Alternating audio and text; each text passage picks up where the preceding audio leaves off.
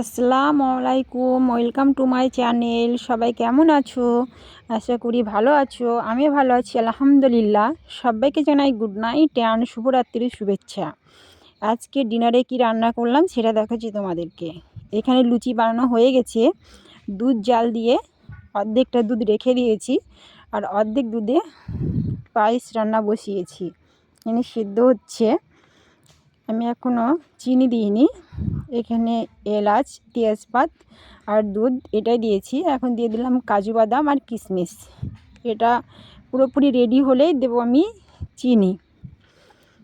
কে কে আমার মতো এইভাবে রান্না করো অবশ্যই কমেন্ট করে বলবে। আর আমার ভিডিও কে কোথা থেকে দেখো অবশ্যই জানাবে। আর রান্না করেছি চিকেন দিয়ে আলু।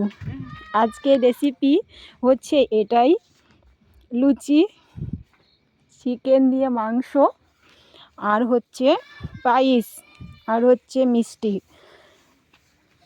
ভিডিও ভালো লাগলে বেশি বেশি করে সাপোর্ট করবে।